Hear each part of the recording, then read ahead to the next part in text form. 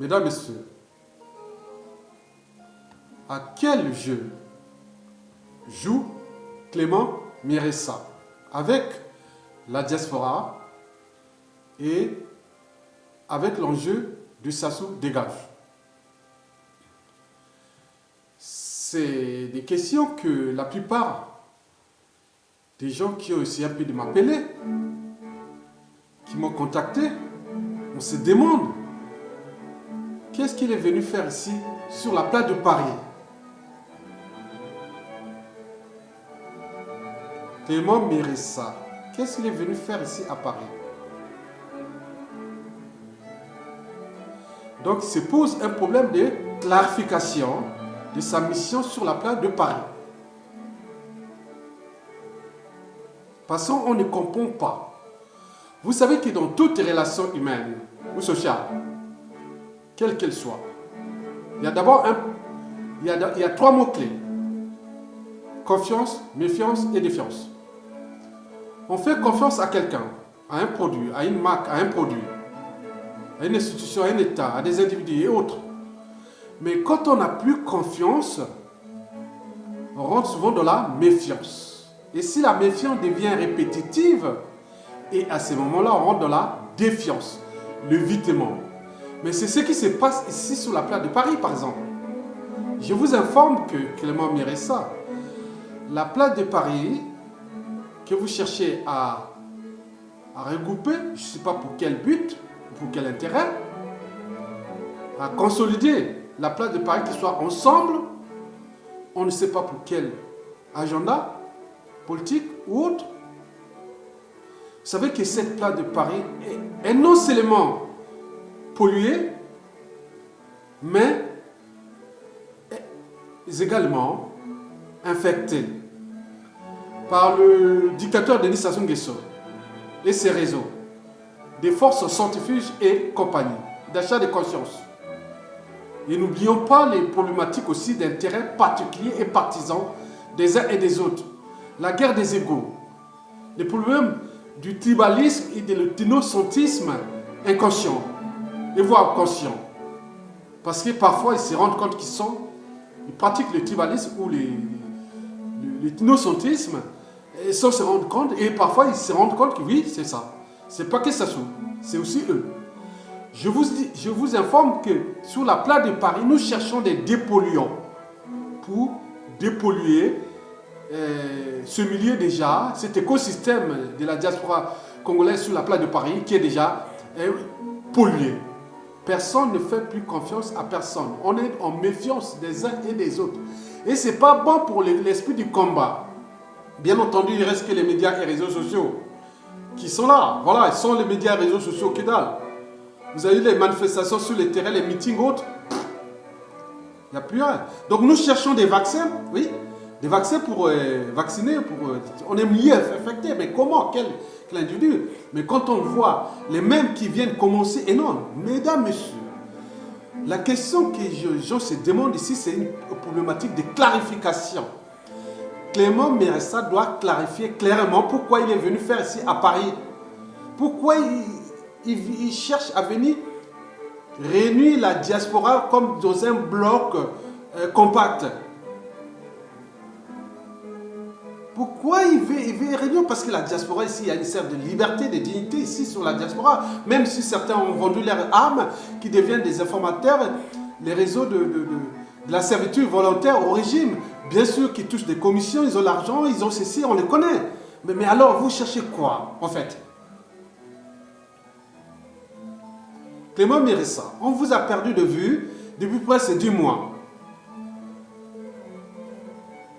Aux dernières nouvelles, on me semble que votre maison a été saccagée par les hommes de main ou la politique du régime, ou les mercenaires du régime. C'était en fin août, au début, que vous êtes arrivé là. Mais par hasard, on voit que vous êtes arrivé en France. Est-ce que vous pouvez sortir du Congo sans la balle du dictateur, la complicité du dictateur? Et si c'est possible, est-ce qu'on peut faire les va-et-vient entre le Congo et la France et sans qu'il y ait la complicité du dictateur? À quel jeu vous faites là en ce moment? Parce que les gens ont besoin de clarification. Parce que nous sommes en méfiance et en défiance générale, les Congolais les uns et les autres. Clément Méressa, et le peuple congolais aussi. Vous savez que Clément Méressa cherche à réunir, à créer une organisation unitaire sur la place de Paris ou de France, pour qu'ils soient ensemble. Mais ici, il y a des organisations, mais quand il y a des intérêts de la nation, les intérêts de tout ce qui se sont en train de faire au pays là-bas, les gens se regroupent au meeting, aux manifestations et autres. Mais pourquoi venir encore, c'est ça? Mais ça ne marchera pas. Parce qu'il y a déjà ce climat de méfiance et de défiance. En plus de ça, en tenant compte des officines des uns et des autres, nous sommes en méfiance, on ne peut pas. Ça ne sert à rien, c'est voué à l'échec. Donc pourquoi vous venez dépenser tant d'énergie, hein, et même l'argent là, et des billets aller-retour pour ça? Alors que ces billets aller-retour, vous pouvez les dépenser pour la condition sociale et autres qui sont de la merde là-bas, les gens. Voilà. On peut chercher des actions, par exemple la guerre dans le pôle. Et puis aller-retour Paris et séjour autre, mais ça ne coûte pas moins ça coûte pas moins de 1000 euros. Hein. Mais ça, on peut faire l'action, financer l'opération dans le pôle. Vous pouvez faire ça là-bas. Pourquoi venir parler de la diaspora qui est déjà responsable? C'est responsable, même s'il y a des brebis galées, mais elles s'entendent toujours. Malgré la guerre des égaux, les intérêts des uns et des autres, les officines et autres. Mais qu'est-ce que vous venez chercher en fait? Clément Méressa, vous savez que l'œuf, quand il est brisé de l'extérieur, la vie s'arrête. Quand l'œuf est brisé de l'intérieur, la vie commence. Donc les bonnes choses arrivent toujours de l'intérieur. Je répète Clément Méressa, l'œuf, quand il est brisé de l'extérieur, la vie s'arrête. On a vu en 97. Mais l'œuf, quand il est brisé de l'intérieur, la vie commence. On a vu en 91-92. On a vu aussi en 1963. Alors, les bonnes choses arrivent toujours de l'intérieur. Mais pourquoi vous n'êtes pas en capacité cognitive et politique de suturer, de repenser, de restructurer, et d'organiser, de manager même, de suturer cette lutte unitaire d'abord à l'échelle nationale, à l'intérieur. Donc ce que vous êtes venu faire ici à la diaspora, vous l'aurez pu le faire à niveau national. Demandez tous ceux qui sont opposants, faux opposants, de se réunir ensemble comme un bloc compact. Parce que vous savez bien, parce que la différence, c'est parce que nous aujourd'hui on est traités comme un peuple de gnous. Parce que les gnous c'est quoi? Quand les lions attaquent les gnous, ils sont incapables de défendre. Il les fait tomber les uns des autres comme des quilles dans un bowling. Et c'est que nous sommes. Les opposants sont arrêtés un à un. On brutalise là. Et nous sommes là toujours en train de constater, de regarder. Et vous êtes là en train de faire des incantations. De chercher toujours à faire des déclarations. Des conférences de presse. Et on fait un combat avec ça. Ça, c'est l'indignation. Donc, le peuple de Guinou est toujours dans l'indignation. Jamais il agit. Contrairement au peuple de buffle, et quand on attaque un seul, les autres se regroupent, ils viennent à la charge, ils délivrent. Parfois avec la casse. C'est ça les peuples de loups et de buffles. Ce peuple, on le voit partout dans le monde. On a vu au Burkina Faso, on a vu aussi en Tunisie, on a vu en Corée du Sud, surtout l'exemple de la Corée du Sud, où la société civile a passé 5 mois dans le froid, entre octobre 2016 jusqu'à février 2017, jusqu'à éjecter une présidente qui avait fait des affaires de corruption. Les gens ont tenu bon, 5 mois dans la rue. Mais pourquoi nous sommes incapables de le faire? Mettre les gens dans la rue. Entendez-vous aller organiser ça sur Brazzaville? La diaspora n'est que là pour accompagner. Parce que la diaspora agit en meute, comme des licaons. Comme dans le Tour de France, il y a des poursuivants, il y a le peloton, il y a des échappés et tout ça. Les licaons, c'est parfois avec les relais et autres. Donc nous sommes en réseau sur les médias, réseaux sociaux. Sans oublier les actions de lobbying et contre les moyens de financement des dictateurs. On fait vrai boulot ici. Mais il vous reste à vous là-bas, à l'échelle nationale, de vous entendre ensemble avec les points et mettre les gens de la rue. Chaque jour à Brazzaville, il y a 100 personnes qui meurent suite à des conditions de vie indignes. Sans oublier les ceux qui meurent au petit matin des tortures. Donc on peut arriver sur 150 par jour. Multiplié par une année, ça fait combien d'individus? Ça fait du monde, plus de 30 000. Est-ce que si vous mettez les gens dans la rue à Brazzaville, ça se peut tuer 30 000 personnes en un seul temps, en un instantané à Brazzaville? Et surtout que ces combats-là tournent du nord au sud, voilà. Suturez-vous, trouvez des points d'attaque où vous mettez les gens dans les quartiers, ils restent chez eux, ils font des blocades dans les quartiers. Et vous décidez l'attaque, restez chez vous, on bloque tout, on cherche les militaires qui sont encore avec nous, on va tous au palais, on prend le pouvoir, on récupère notre liberté, notre dignité et récupérer aussi notre pays. De venir faire des va-et-vient, non. Il n'y a plus, Alain Bambokou l'avait pourtant dit déjà, en 2015, que nous avons l'opposition politique la plus bête du monde. Donc nous sommes dans une sous-cognition totale. Les gens ne sont pas capables d'agiter les neurones, structurer l'organisation. Structurer l'organisation de la contestation et de la résistance.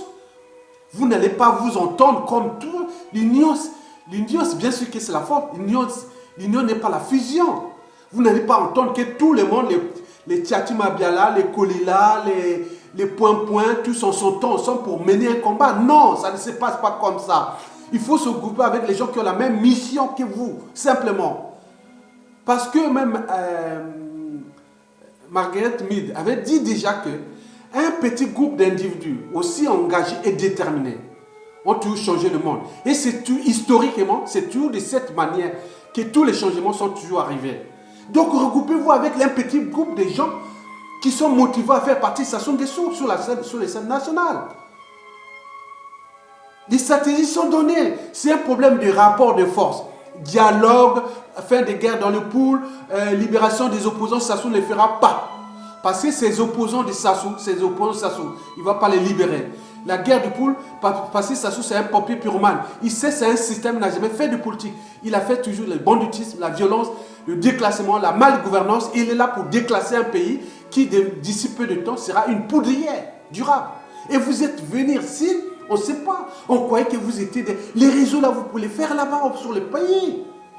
Mettez seulement un groupe de victimes, des gens déterminés, du nord de Brazzaville, au sud de Brazzaville, de l'est à l'ouest. Mettez les gens, faites les stratégies, que les gens restent chez eux, bloquent, faites des blocages chez eux. Parce que la condition humaine, prenons le cas de la condition sociale déjà, qui est déjà dégradée. Mettez les gens qui restent ce soir là avec les enfants pour la mairie, ils vont aller à la mairie, rester devant la mairie à pleurer, à dormir là, puisque les gens vont commencer à dormir dans la rue. Beaucoup de gens vont être dans la rue. Mais faites-les maintenant partout, ils vont dormir avec les enfants.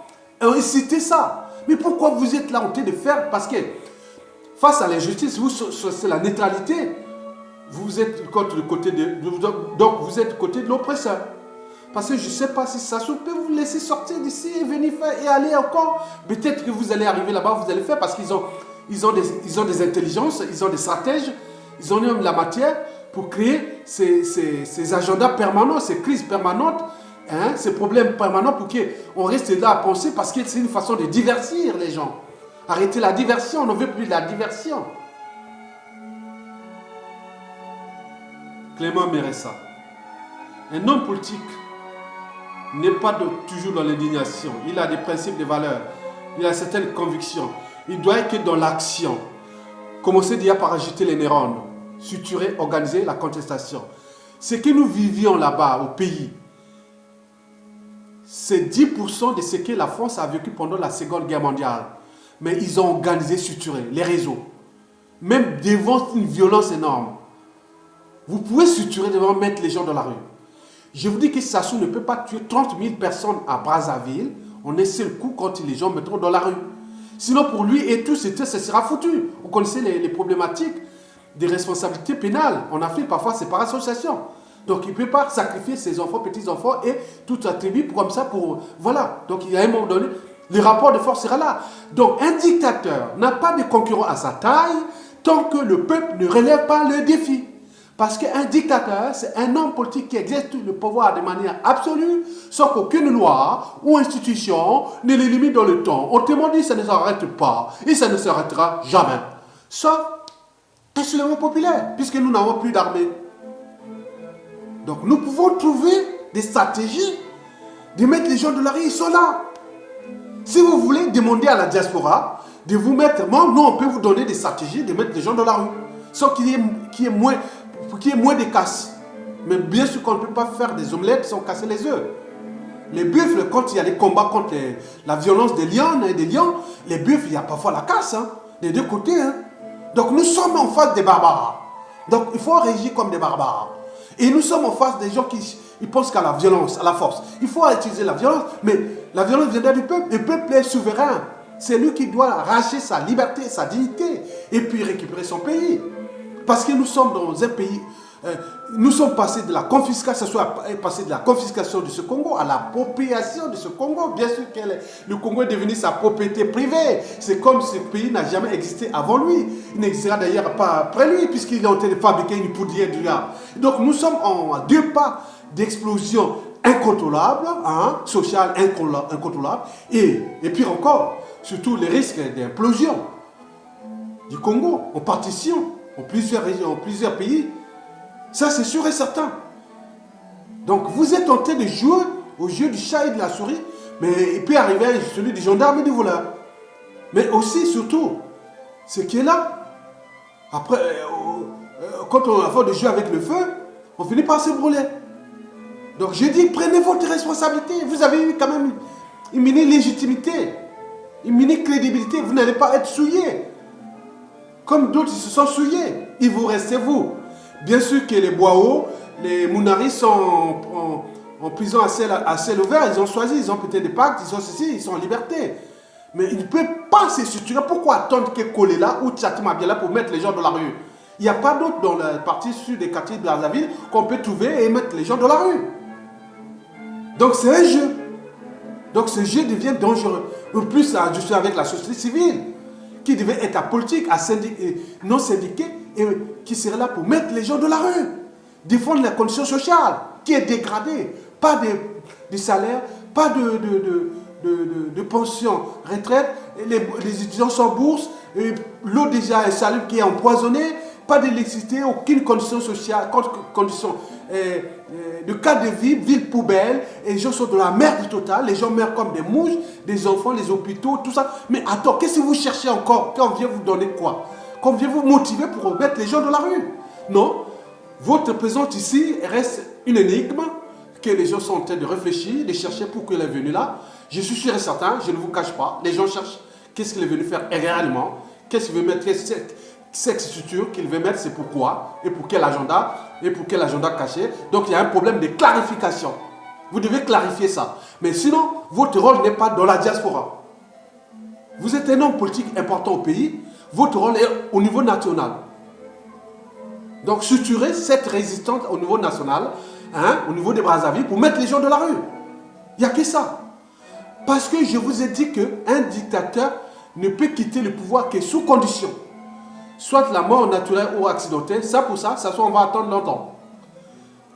Soit par un coup d'état salutaire. Mais il me semble qu'à vu l'état de nos armées, on a pris les Mouzabakani, on a pris ça. Les années 60 et l'armée de Mahangwabi. On a pris ça. Ni pendant que le général Mokoko était dans les années 90. Il n'y a plus ça, il n'y a plus d'armée. Donc il nous reste qu'à mettre les gens dans la rue. Sassou n'a jamais été aussi faible. Il nous manque quelqu'un pour le pousser dans le trou, c'est le peuple, souverain. Il ne pourra pas tuer 30 000, 100 000 personnes. Mais en attendant que Sassou continue dans le statu quo qu'il est en train d'utiliser avec la violence, la terreur, l'intimidation, autre, il est sûr et certain que beaucoup d'opposants vont mourir, ou humiliés, décrédibilisés, et sans oublier les morts, parce que chaque jour, 100 personnes mutilées par 10 jours, ça fait déjà 1000. Hein? Regardez. On est moins. Ça fait combien? 3 000, sans se rendre compte. On est non, 30 000, plus de 30 000. Mais 30 000 ici, ça se peut tuer 30 000 Congolais dans Brazzaville d'un seul coup. Non, c'est pas possible. Sauf que même les militaires qui sont aujourd'hui déployés, qui ne veulent pas réagir. Étant donné que même sa garde prétorienne n'est pas que 100% de l'oyocratie, mais il y a aussi des Congolais de partout. Mais l'armée aussi. Donc on peut avoir une certaine conscience, un éveil de conscience, un certain sursaut militaire, et pour mettre hors d'état, nous cherchons les détonateurs. Les détonateurs doivent venir du peuple. Il faut qu'ils commencent à tirer. Ne pas mettre les gens pour aller directement dans la guerre de loup. Non. Mettez des points de blocage. Les gens restent dans leur quartier. Depuis l'arrondissement 1 jusqu'à l'arrondissement 9 et les périphéries.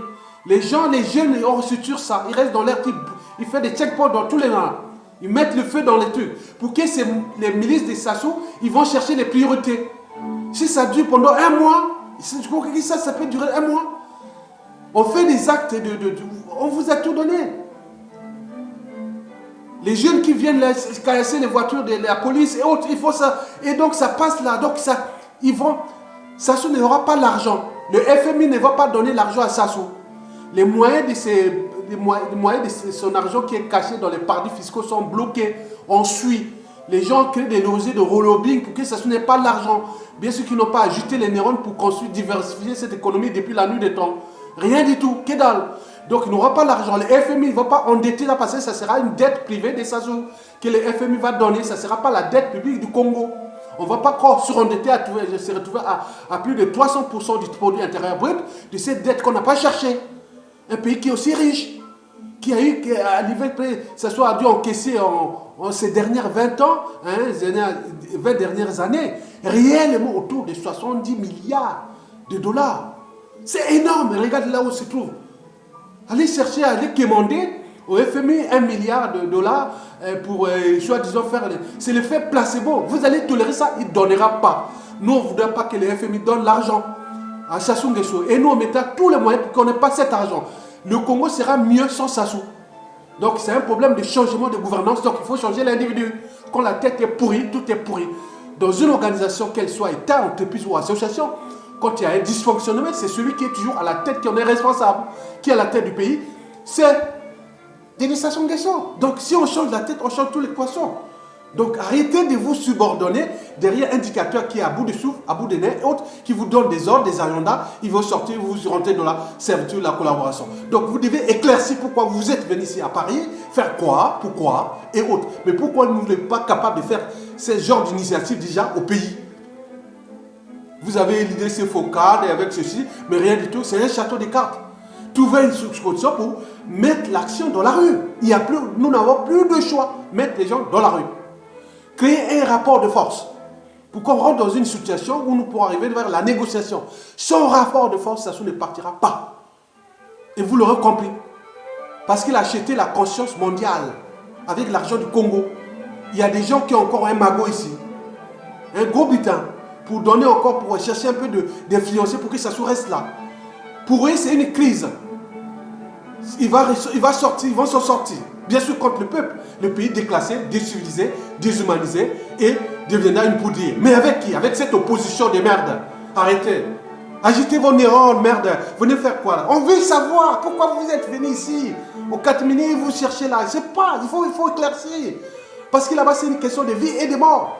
Déjà là-bas, mais ici aussi. Parce que ces gens-là ne sont pas des enfants de cœur. Ils sont même jusqu'à l'étranger. Ils cherchent à empoisonner les gens, à tuer les gens. Donc il faut savoir ça. On est en danger tous, individuellement, collectivement.